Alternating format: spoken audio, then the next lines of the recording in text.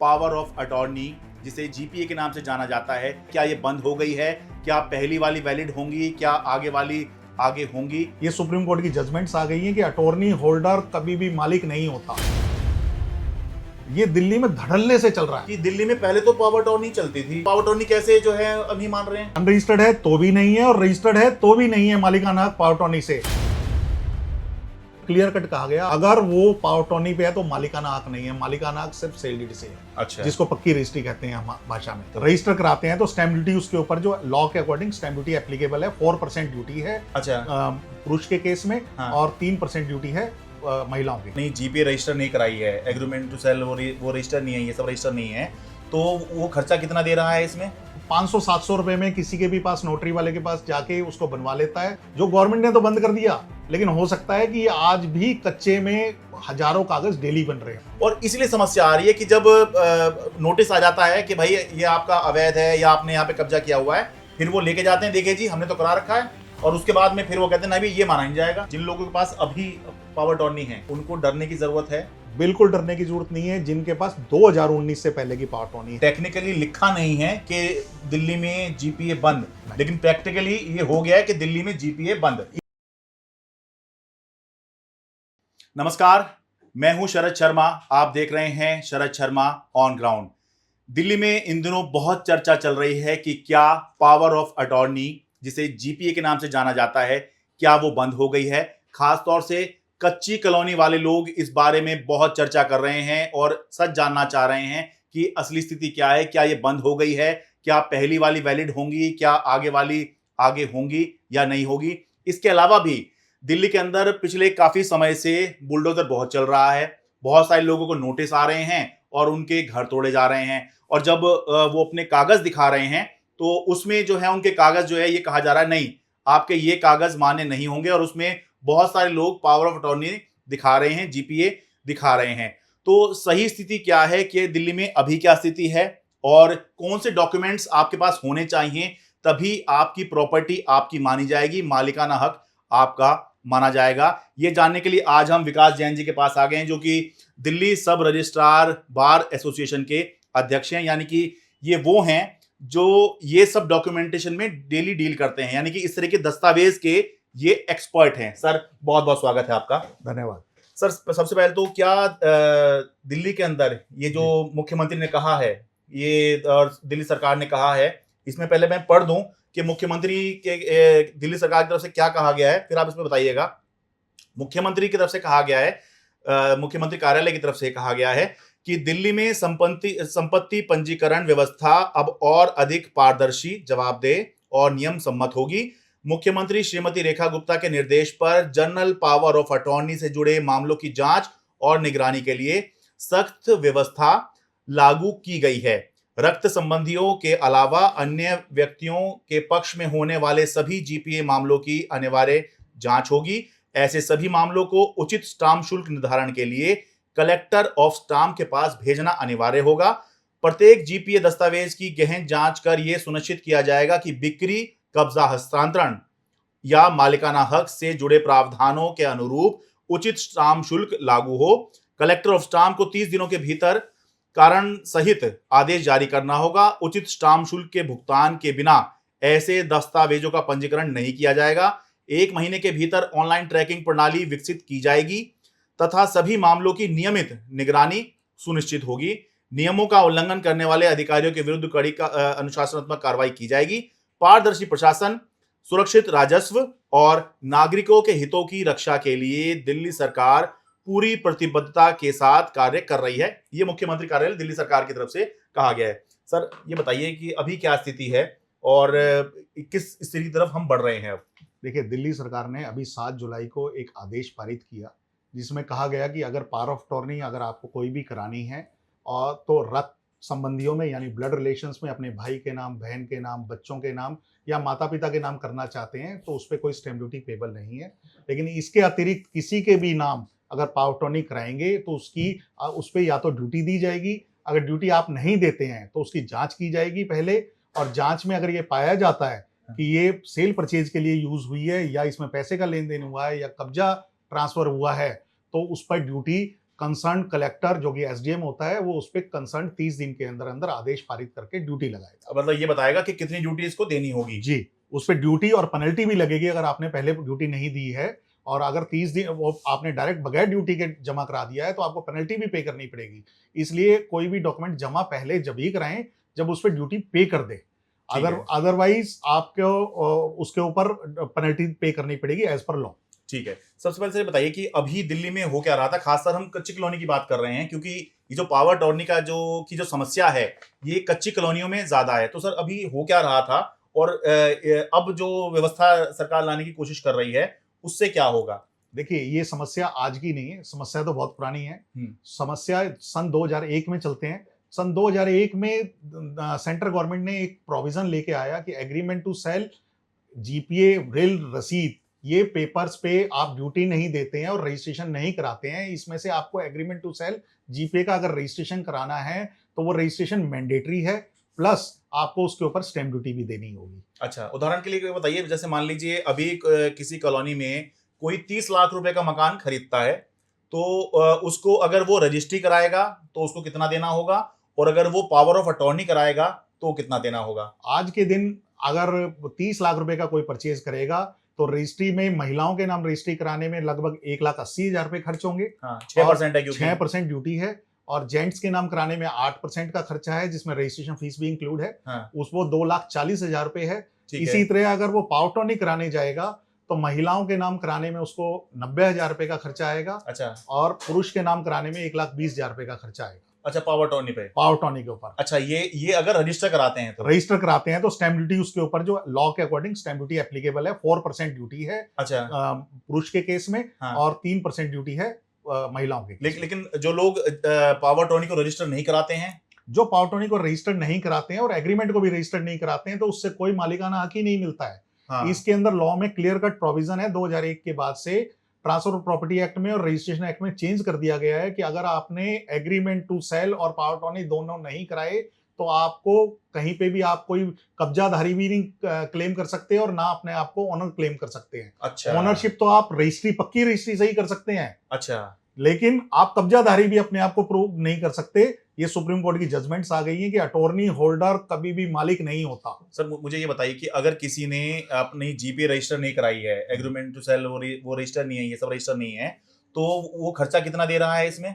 वो सिर्फ अगर वो 500-700 रुपए में किसी के भी पास, नोटरी वाले के पास जाके उसको बनवा लेता है। जिसके ऊपर स्टैंप ड्यूटी सिर्फ 100 रुपए की स्टैंप ड्यूटी है। अच्छा। जिसमें सरकार को 100 रुपए मिलते हैं और कोई जो करने वाला है 200-400 रुपए लेके वो काम कर देता है। ये भी चल रहा है दिल्ली में? ये दिल्ली में धड़ल्ले से चल रहा है, एक नहीं, डेली। आज भी बंद होने के बाद भी, जो गवर्नमेंट ने तो बंद कर दिया, लेकिन हो सकता है कि आज भी कच्चे में हजारों कागज डेली बन रहे हो, मतलब इन कॉलोनियों में। मतलब सर जो बता रहे हैं वो ये है कि जिस चीज के लिए आपको 1,80,000 या 2,40,000 देने पड़ते, उस चीज को लोग जो है 500, 700, 1,000 रुपए में करवा ले रहे हैं और खूब हो रहा है। और धड़ल्ले से कच्ची कॉलोनियों में ये बड़े पैमाने पे हो रहा है और इसलिए समस्या आ रही है कि जब नोटिस आ जाता है कि भाई ये आपका अवैध है या आपने यहाँ पे कब्जा किया हुआ है, फिर वो लेके जाते हैं, देखिए जी हमने तो करा रखा है, और उसके बाद में फिर वो कहते हैं नहीं भाई ये माना नहीं जाएगा। आपके माध्यम से मैं जनता को अवेयर करने के लिए बता दूं, पावर ऑफ अटॉर्नी से कोई मालिकाना हक नहीं होता। अगर अनरजिस्टर्ड है तो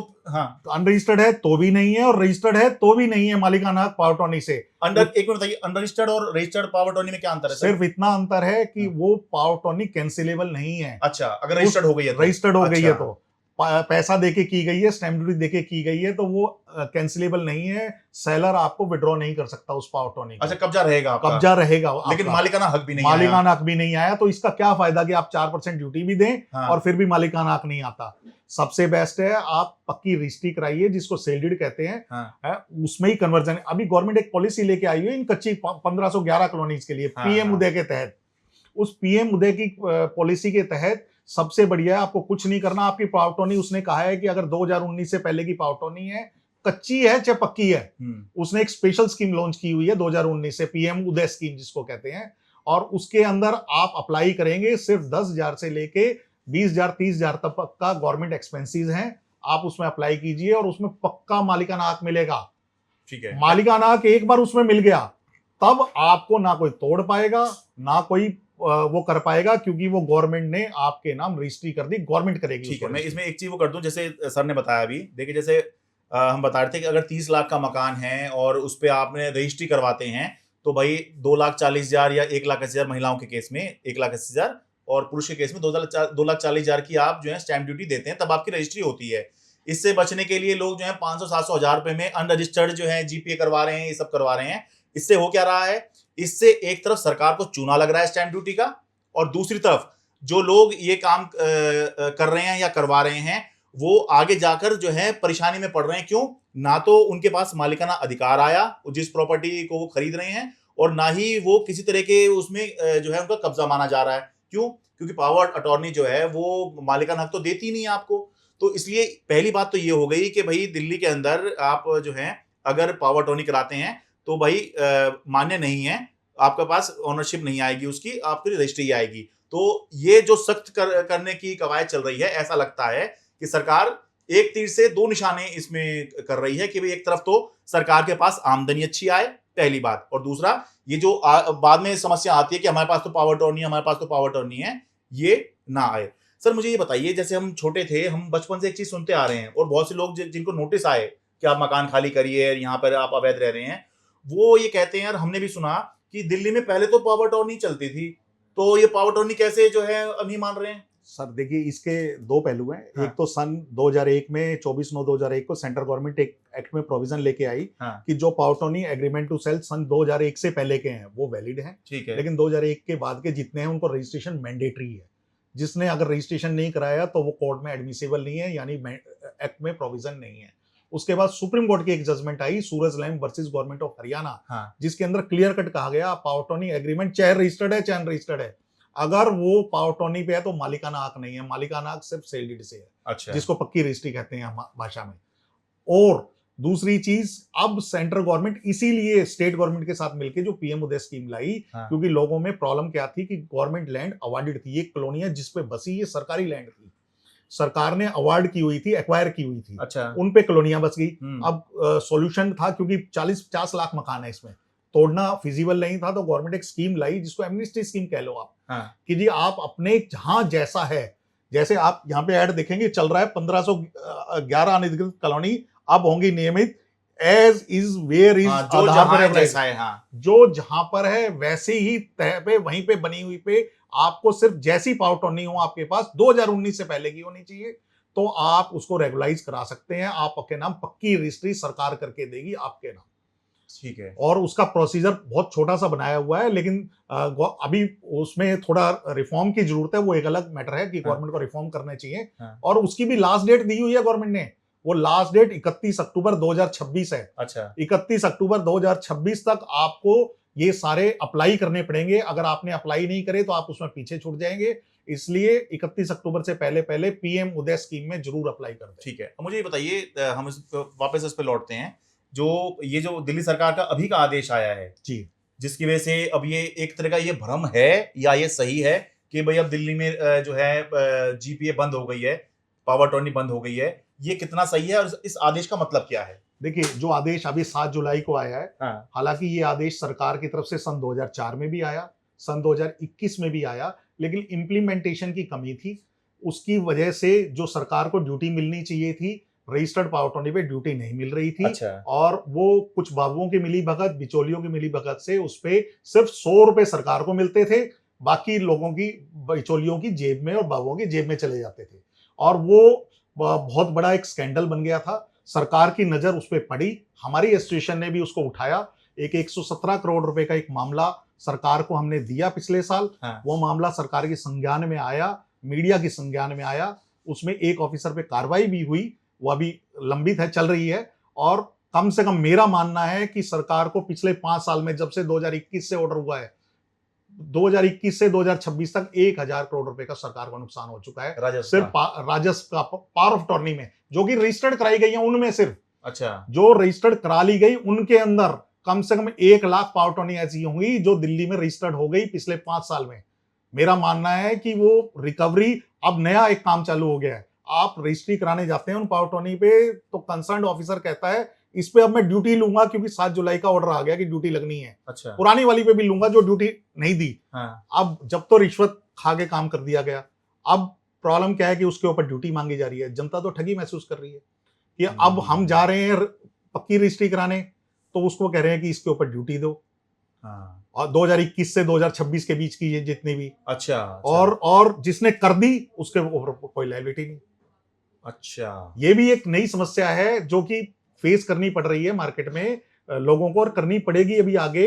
मतलब सरकार को इस पे संज्ञान लेना चाहिए। मतलब जिन लोगों ने अपनी जीपे रजिस्टर कराई थी, हाँ, वो अब जो अपनी प्रॉपर्टी मान लो वो बेच रहे हैं और पक्की रजिस्ट्री कराना चाह रहे हैं, पक्की रजिस्ट्री कराना चाह रहे हैं, मतलब अगला बंदा तो पक्की रजिस्ट्री कराएगा उसकी, क्योंकि बंद हो गई है पावर टर्नी। हाँ, तो दूसरा बंदा वो कराएगा। तो उससे पहले जिस बंदे के पास वो जीपीए है रजिस्टर्ड, और उस पे अगर ड्यूटी नहीं दी हुई, उसने ड्यूटी नहीं दी हुई है, तो सरकार कह रही है उस पे भी ड्यूटी दो, और जितने साल का डिफरेंस आ रहा है वो भी पेनल्टी भी दो। ये सर ये कह रहे हैं कि मान लीजिए आपने 2001 में 30 लाख रुपए का कोई मकान खरीदा था, और उसमें आपने जो है 21 से है 2021 से, अच्छा 2021 से, अच्छा 2021 में आपने अगर कोई 30 लाख रुपए का मकान खरीदा था, ठीक है, और उसमें आपने जो है जीपीए करा ली थी रजिस्टर्ड, यानी कि, और सरकार उसको ये मान रही है कि भाई आपको करानी थी रजिस्ट्री, ठीक है, और आपने करा ली जो है जीपीए, ऐसा करके आपने लगा दिया सरकार को चूना। सरकार 100 रुपए मिले सरकार को, तो रजिस्टर कराने पे भी 100 रुपए मिले थे ना उसको तो जीपे पे। अच्छा, रजिस्टर 100 पे हो जाती है, 100 रुपए भी हो रही थी, यही तो प्रॉब्लम थी। सरकार को जहां हजारों लाख रुपए मिलने चाहिए थे,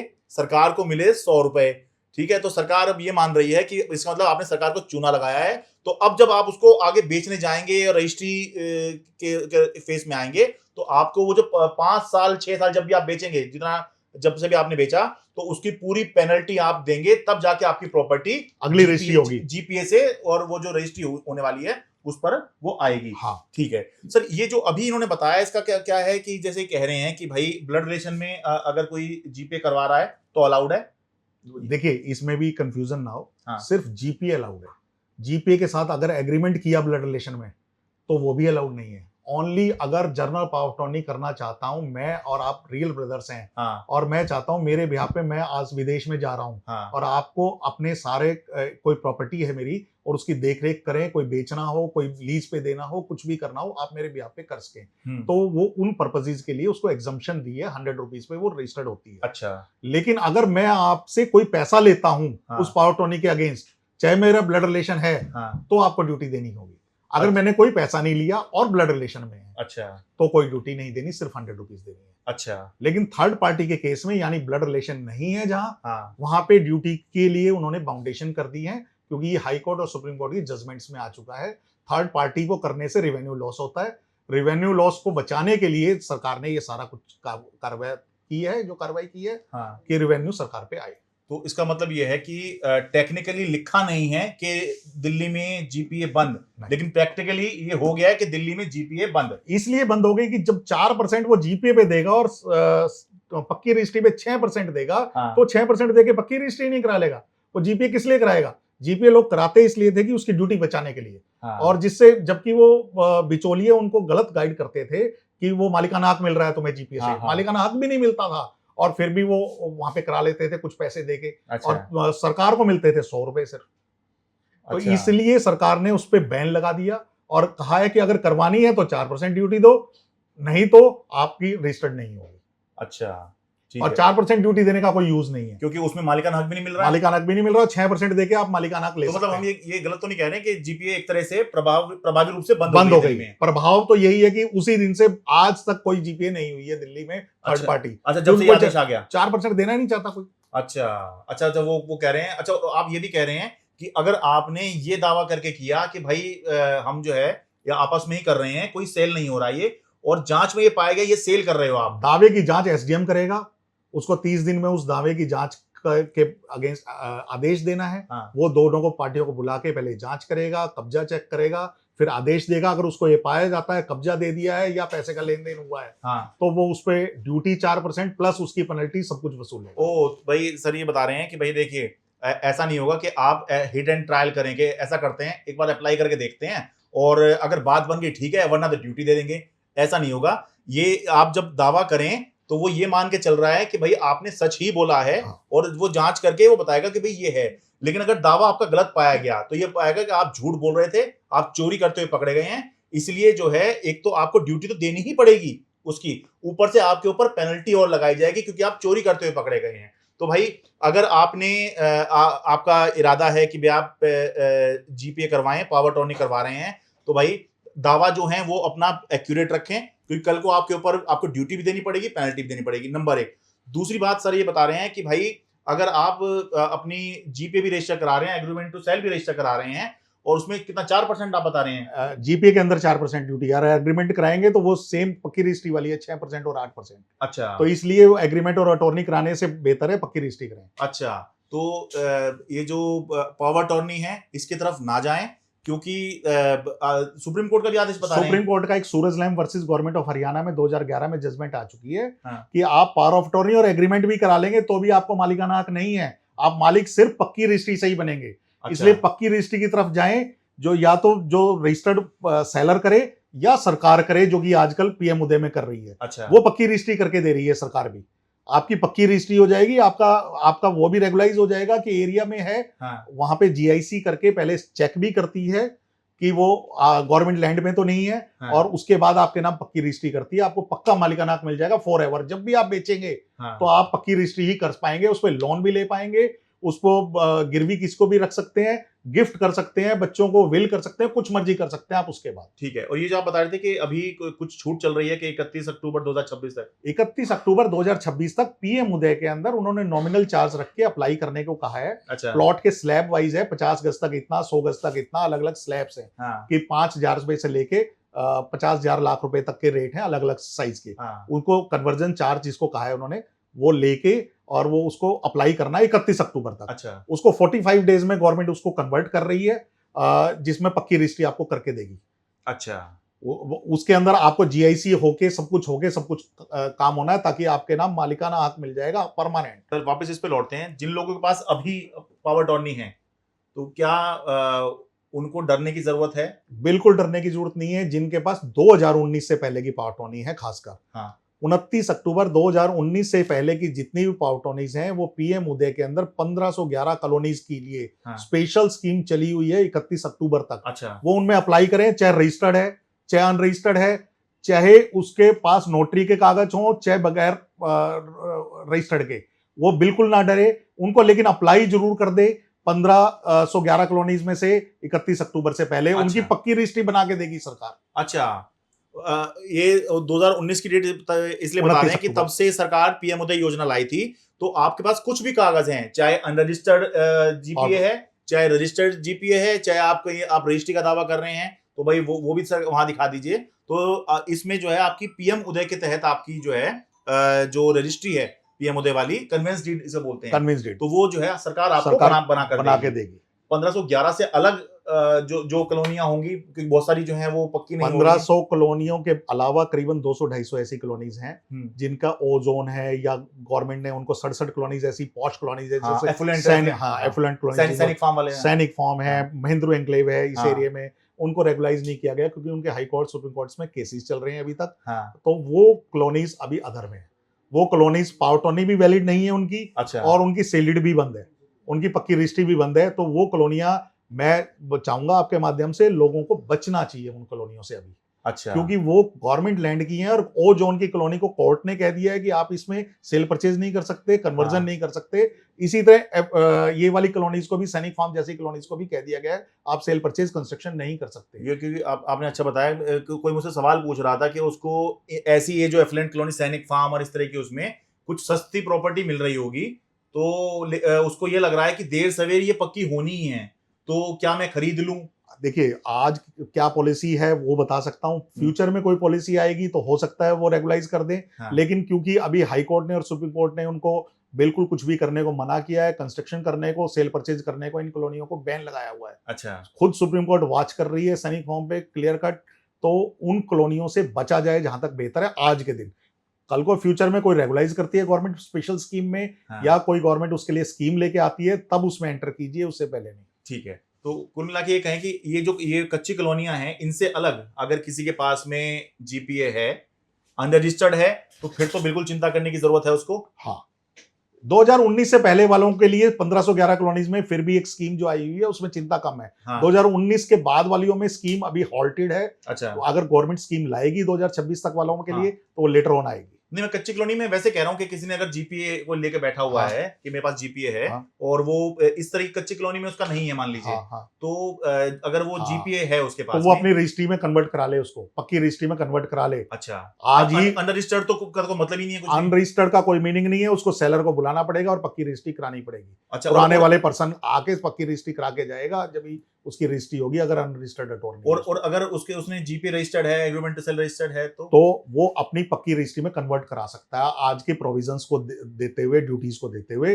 वो कन्वर्टेबल है जो रेगुलाइज कॉलोनीज हैं। अच्छा। उनके अंदर लाइक डीडीए की कॉलोनीज, लाइक रानी बाग, लाइक आपका त्रिनगर, ये सारी कॉलोनीज रेगुलाइज हैं। हाँ। इनमें अगर आपने अटॉर्नी रजिस्टर्ड करा रखी है लेकिन और ड्यूटी भी दे रखी है तो आप उसको कन्वर्ट करा सकते हैं सील डीड में, लेकिन कन्वर्ट जरूर करा लें।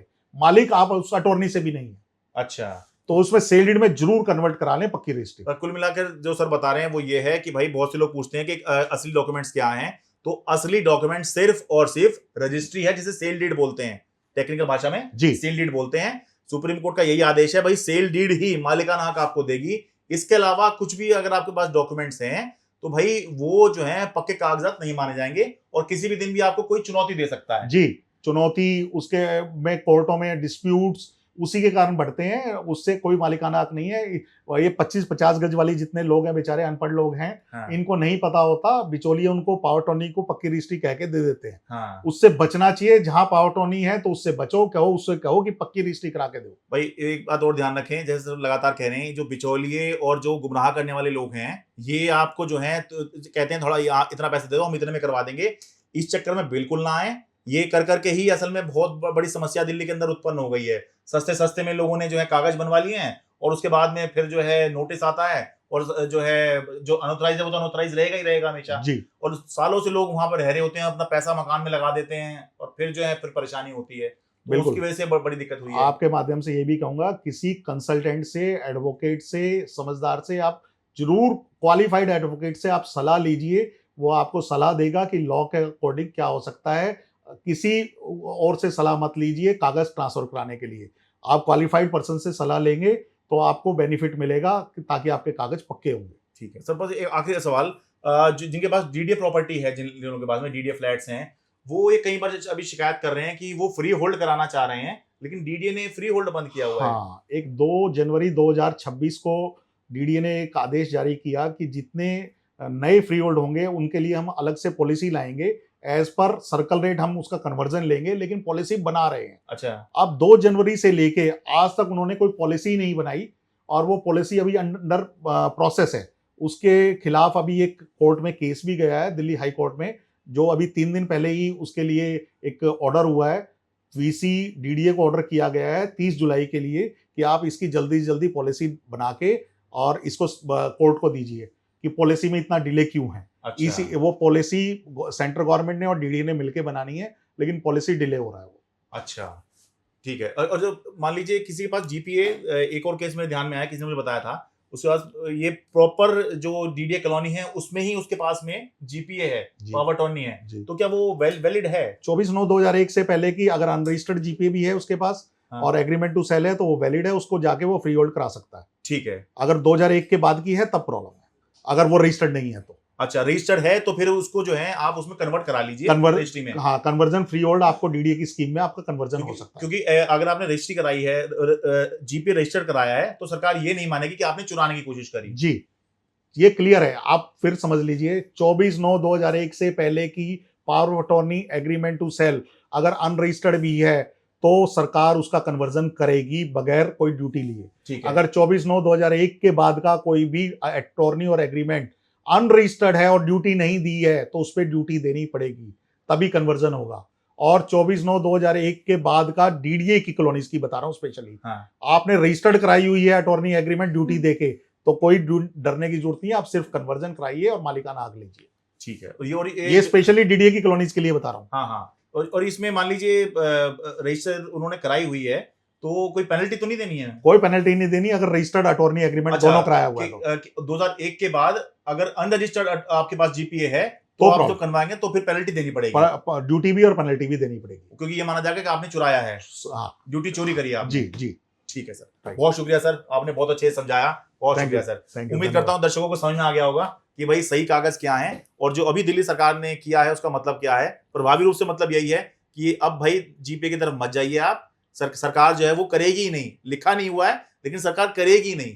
ब्लड रिलेशन में आप जो है करवाना चाह रहे हैं तो वो एक अलग बात है, लेकिन जीपीए अब नहीं होंगे और आपको ड्यूटी देनी पड़ेगी। और आप जो है जीपीए की ड्यूटी दें, इससे अच्छा तो आप फिर रजिस्ट्री करा लीजिए, कम से कम आपके पास मालिकाना अधिकार तो आएगा। ठीक है ना सर? बिल्कुल बिल्कुल सर, मालिकाना अधिकार लेने का सबको हक है, चाहे वो 25 गज का हो चाहे 20 गज का हो। हाँ। और मालिकाना हक लेने के बाद उसकी सारी पुश्तों को, बच्चों को उसको प्रॉब्लम नहीं आएगी, किसी की डेथ हो जाए, कुछ हो जाए। अभी कुछ केसेस मेरे पास आ रहे हैं इस अटॉर्नी बंद होने के बाद। हाँ। लोग कह रहे हैं जी वो अटॉर्नी थी और डेथ हो गई, अब वो कैसे ट्रांसफर होगी। हाँ हाँ। वो प्रॉब्लम बहुत बड़ी प्रॉब्लम है अभी, क्योंकि अटॉर्नी से कभी मालिकाना हक बच्चों में नहीं जाता। अच्छा।